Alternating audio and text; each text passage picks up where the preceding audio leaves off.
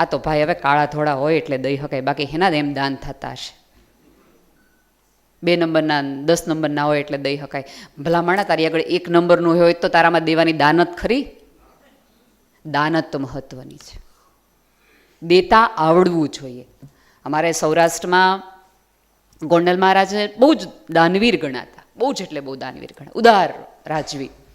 અને રાજવી દાનવીર હોય ને તો આજુબાજુવાળીના મંત્રીઓને એમ થતું બધું જે હોય આને દે ને કામ અમારે કરવાનું. એટલે એક વખત એમને ટકોર સેજ મંત્રીએ કરી કે મહારાજા સાહેબ, ગોળ હોય ને ત્યાં તો માખીઓ આવે, આમ દીધા ન કરાય, આપ્યા ન કરાય. રાજના ભંડારો ખૂટવાની પરંપરાઓ છે આ દેશમાં. એટલે અમારે ત્યાં હશે કોક ગઢવી, ચારણની જ આ કથા છે. એટલે રાજકવિને ગમ્યું નહીં કે ઉદારતામાં આડા હાથ કરાય ને તો ભેળા હલાય. એણે રાત્રે 12 વાગે રાજાને જઈને કીધું કે ગોળ લાવો. એ કે પણ અત્યારે એવું થઈ શું ગયું છે? કીધું નહીં કે ગોળ લાવો.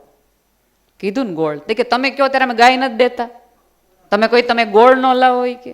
કારણ કે રાજા કે ગાવું પડે. ગોળ લાવ્યો. એ કે ઓલા મંત્રીને બોલાવો. રાત્રે 12 વાગે રાજાનો એક સૈનિક મંત્રીના ઘરે જાય છે. મંત્રીને એમ થયું કે આજ નક્કી કંઈક બાયફું છે. રાત્રે 12 વાગે રાજા આવ્યો છે, આજ તો ગયું. ઘરનાને કહી દીધું કે ઓલું અહીંયા હંતાડ્યું છે ને ઓલું અહીંયા છે ને ઓલાને દેવાના છે ને ઓલાને લેવાના છે. આજ રાજાનું કહેણે રાત્રે 12 વાગ્યાનું છે. મંત્રીએ જોયું કે રાજકવિ બેઠા છે, રાજા બેઠા છે, ગોળ છે. પછી એ રાજકવિએ ઓલા મંત્રીને કીધું માખી લઈ આવો.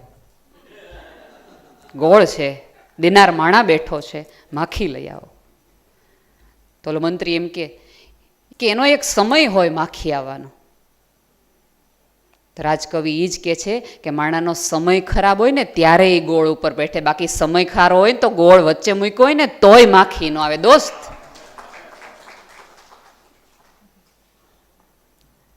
એકાદ ડાયાલિસિસ ઓછું કરાવે છે એનોય ક્યાંક સમય ખરાબ છે, બાકી કોને જીવવું ન ગમે? કોને? જ્યાં જ્યાં દઈ શકાય આપણે આ પૃથ્વી પર વહેંચવા, વિસ્તરવા અને વહેવાળ આવ્યા છીએ, બધું ભેગું કરવા નહીં. આપણે આ કોરોના કાળ દરમિયાન તમે જુઓ, તમે જોયું હારે લઈ જતા. અને આ શમશાનનો જે ચોકીદાર છે ને, એ ટોપ 3નો ચોકીદાર કે મલ્ટીપ્લેક્સનો ચોકીદાર જેવું નથી કે 500 રૂપિયા આપશો ને તો પાનની ઓલી પડી કે હારે લઈ જવા દેશે. તમને એક પાણીની બોટલે એ ચોકીદાર હારે નહીં લઈ જવા દે. ખુલ્લા હાથે તમારે સ્મૃતિ સિવાય તમને કાંઈ લઈ જવાનો અધિકાર નથી આ પૃથ્વી પરથી, સહેજ પણ નહીં. કેમ હજી નિકિતાબેન જીવે છે? આ પૃથ્વી પર જેમણે જેમણે હૃદયોમાં વસવાટ કર્યા છે ને એ જ જીવી ગયા છે. બધે આખી સભ્યતા અત્યારે ગાંધીને વાઇપ આઉટ કરવાની તૈયારીમાં છે. મરી જશે ને તોય નહીં કરી શકે. ગાંધીજી અહીંયા જીવે છે, નસે નસમાં લોકોમાં જીવે છે. એટલા માટે બહુ જ સહેલું છે આ પૃથ્વી પર. મને ક્યારેય સમજાણું જ નથી કે લોકો આટલા બધા તકલીફમાં, મૂંઝવણમાં, મૂંઝારામાં શું કામ છે? એટલા માટે કે પોતાની જાત સાથે ડેટ પર જવા માંડ્યા, પોતાની સાથે કેન્ડલ લાઇટ ડિનર લેવા માંડ્યા. તમને એટલું બધું, તમે તમારા જાતના પ્રેમીને એટલા બધા રૂપાળા હો ને એટલા બધા સારા હો, હું તો આવી જ છું, મેં જૈસી હું એસે મુझे એક્સેપ્ટ કરો. વળી અત્યારે એક જનરેશન ચાલી રહી છે, બરાબર ને નેહલબેન? મિત્રતાની પણ લોકો એક એવી વ્યાખ્યા કરે છે કે હું જેવી છું એવી મને એક્સેપ્ટ કરો. સાચી વાત છે, એક્સેપ્ટ કરો. પછી જો કોઈ માણસ સુધારા માટે પ્રયત્ન કરે તો આપણને એમ થાય કે આ નહીં પોસાય, આ નહીં કરવાનું. કેમ? સાહેબ, તમારા પોતાના હોય ને એને તમારા ખરાબ હોવાથી, ખોટા રસ્તા ઉપર જવાથી તકલીફ ને પીડા થાય. બાકી તાળી વગાડવાળા વાર શું છે? તુંય બિયર પી, હું પીવું, તુંય સિગરેટ પી, હું સિગરેટ પી. ના, હું કામ કોઈ પાડે? જેની પોતાની ચામડી ઉખડતી હોય ને એની ચીસ નીકળે. અને જે મિત્રોએ તમને પોતાની ચામડી સમજ્યા હોય ને એ ક્યારેક રોકે ને ટોકે. એ પતિ અને પત્ની એકબીજાને સંભાળે, આકાર આપે. ચોક્કસ એક્સેપ્ટ કરી લ્યો, પણ ધીમે ધીમે ધીમે ધીમે ધીમે ધીમે એને એક શેપ આપો. કારણ કે આ પૃથ્વી પર આપણે બનવા, સારા બનવા માટે આવ્યા છે. ઉપરવાળાને બનાવવા હાટું નથી આવ્યા. ઇન્કમ ટેક્સમાંથી આપણે બનાવી શકીએ, સીસીટીવી કેમેરાને ચૂકાવી શકીએ. એ કેમેરામાં હજી સુધી કોઈ સભ્યતામાંથી પસાર નથી થયો કે જે ન કહી શકે, જેનો હિસાબ લઈ શકે.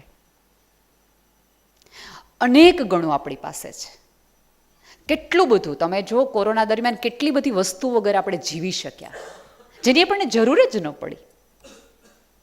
કેટલું બધું આપણી પાસે એવું હતું. અને કોઈ જ એવી વાત નથી કે તમારી પાસે આટલું હોય તો તમે આ કરી શકો, તમે આ દઈ શકો.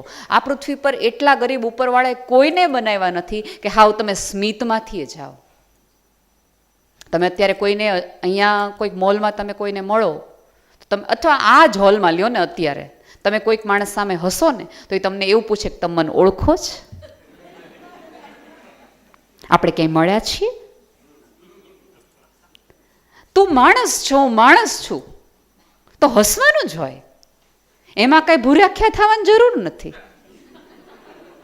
બે કૂતરા મળે તો હડકાયા થાય, બે ગાયું મળે તો ભડકાયા થાય, બે માણસ મળે તો સ્માઇલ જ હોય.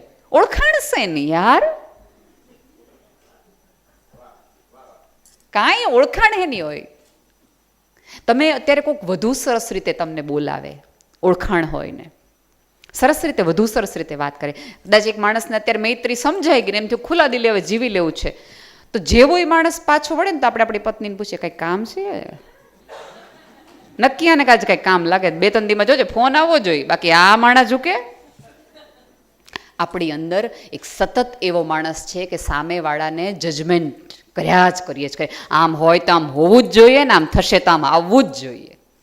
મુલા નસરુદ્દીનને ત્યાં એક સરસ મજાનું પંખી ઉડીને આવ્યું, બહુ મજાનું રૂપકડું ને એવું, પણ આમ કાંઈ સમજાય નહીં કે આ પંખી છે કયું. એણે એને પંખીના થોડાક નખ કાપી નાખ્યા, પાંખ થોડીક ટ્રીમ કરી નાખી, કલર થોડો કામ કરી નાખ્યું, થોડુંક નાનું કરી નાખ્યું, અને દૂરથી જોઈને એમ લાગ્યું કે હાશ હવે ચકલી જેવું આ કંઈક લાગે છે. જાણે અજાણે આપણે દરેક લોકો કોઈ પણ સંબંધમાં સામેવાળાને આપણને ઓળખાય ને એવું પ્રાણી કે ચકલી બનાવવાનો પ્રયાસ કરીએ છીએ. આપણને સમજાય એવો માણસ થઈ જવો જોઈએ. અને ન સમજાય તો કે કોઈ દિયાણે મને સમજી નહીં. કઈ રીતે? મારી ફ્રેમનો માણસ એ ન થયો. રોમનમાં એક એવો રાજા હતો, ક્રૂર રાજા.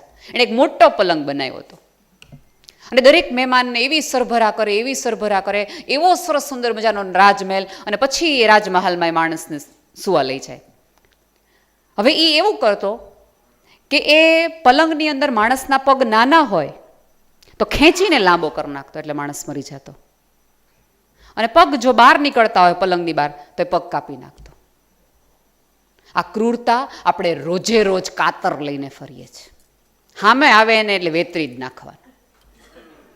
સોય દોરા લઈને ફરો તો ક્યાંક સાંધાતા જશો ને ઉપરવાળો તમને ક્યાંક સાંધશે. આ ઉપરથી ઉપરવાળો જોવે ને ત્યાં એને બધા થીગડા જ લાગે છે. એને ઓલા ચાંદરડા જોવાની ટેવ છે. અમારા કાઠિયાવાડમાં હોય કે તમે ખૂબ બધી સાડીઓ, ખૂબ બધા ઓછાળ તૂટી જાય ને પછી એના ચોરસ, હવે તો ફેબ ઇન્ડિયાવાળા એને બહુ મોંઘી મોંઘીમાં વેચે છે અને એને ડિઝાઇનર પીસ કહે છે. અમારી દાદીઓ નાનીઓ મરી ગઈ આ ડિઝાઇનર પીસ કરી કરીને.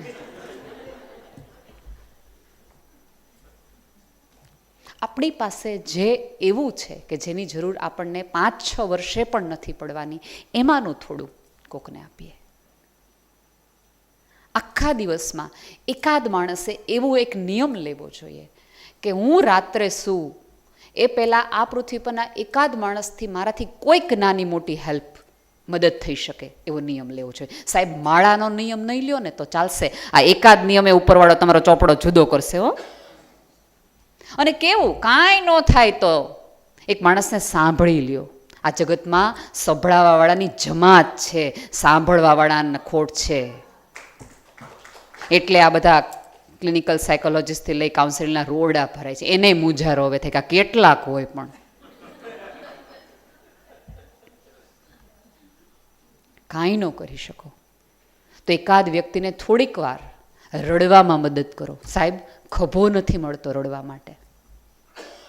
કારણ કે હવે આપણે એવું છે કે કોઈ પણ માણસ રડે કે મૂંઝારો કહીએ તો આપણે પોઝિટિવિટીના કોટ એને આપીએ. વાંચ, જો મોટિવેશનલ એકાદ સ્પીચ ફોરવર્ડ કરી દઈએ, એકાદ બુક આપી દઈએ, વાંચ, તારામાં પોઝિટિવિટી આવી જશે. 5 મિનિટ બેસો ને તો એની શ્રદ્ધા માણસ ઉપર ઉગી જશે ને એને જીવવાની ઈચ્છા થશે.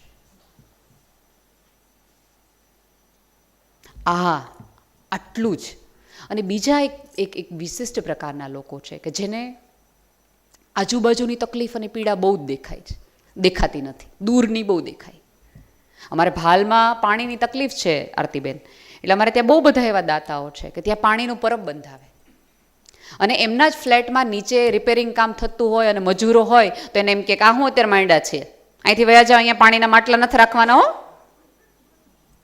ત્યાં પરબ બંધાવો, અહીંયા પાણી ન પાવ.